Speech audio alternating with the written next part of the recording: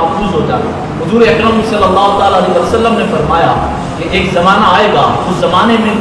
لوگ ہوں گے جو کبوتر کے سینے کی طرح اپنے سر اور داڑھی کے بالوں کو سیاہ خضاب کریں گے، سیاہ مہندی لگائیں گے۔ فرمایا وہ جنت کی خوشبو بھی نہیں پائیں گے، جنت کی خوشبو بھی نہیں پا سکتے۔ آج ہم جب نائی کے پاس جا کر کہتے ہیں کہ ہمیں کالا وہ کلر لگا دو، کالا گولا جو بھی اس کو کہتے ہیں، ہمیں یہ کالا کلر لگا دو تاکہ میں 65 سال ہو چکا ہوں لیکن لوگوں کو محسوس ہو کہ جناب بڑے جوان ہیں،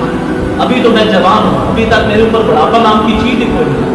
وہ سوچیں، فکر کریں کہ یہ صرف اور صرف سیاہ خدا، یہ سیاہ مہندی، یہ سیاہ کلر جنہیں آپ نے بڑھاپے سے جوانی میں تبدیل ہونے کے لیے استعمال کیا ہے، جبکہ یہ آپ کی بھول ہے۔ جب آپ نے لگایا ہوتا ہے تو آپ کے بچے بھی جان جاتے ہیں باقیوں نے آج سچا سچا کلر لگا دیا ہے، سب کو پتا ہوتا ہے، آپ کی بیوی کو پتا ہے، آپ کے بچوں کو پتا ہے، آپ کے رشتہ داروں کو پتا ہے، آپ کے یاروں کو پتا ہے کہ جناب جی ہر ہفتے کے بعد 2 ہفتے کے بعد کلر لگواتے ہیں، مہینے کے بعد کلر نہ لگوائیں تو ان کے سفید بال نظر آ جاتے ہیں۔ تو جب سب کو پتا ہے پھر چھپانے کا کیا فائدہ؟ حضور اکرم صلی اللہ علیہ وسلم نے واضح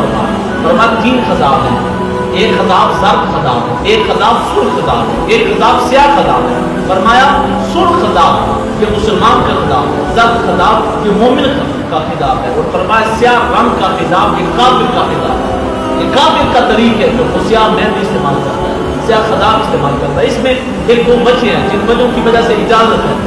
یا تو یہ وجہ آپ تلاش کر لیں، اگر وہ 2 وجہوں کی وجہ سے آپ نہیں لگاتے تو آج کے بعد اجتناب کر لیں۔ ایک وجہ یہ ہے کہ وہ مرد مجاہد جس نے کفار کے ساتھ جہاد کرنا ہے، اور جہاد کے وقت چونکہ اگر سفید بال ہوں تو اگلے بندے کے اوپر روک تھوڑا پڑتا ہے، تو اس بندے کے لیے جائز ہے، صرف اجازت ہے، ضروری نہیں، اجازت ہے کہ اگر وہ کرنا چاہے تو اس پر گناہ نہیں ہوگا، وہ مجاہد سیاہ خضاب استعمال کر سکتا ہے۔ اور دوسرا وہ بندہ جس کی بیوی انتہا درجے کی ضد کرتی ہے کہ تو سیاہ خضاب نہیں لگائے گا تو میں تجھے محبت کی نظر سے نہیں دیکھوں گی، اس کے لیے بھی جائز ہے کہ آج کل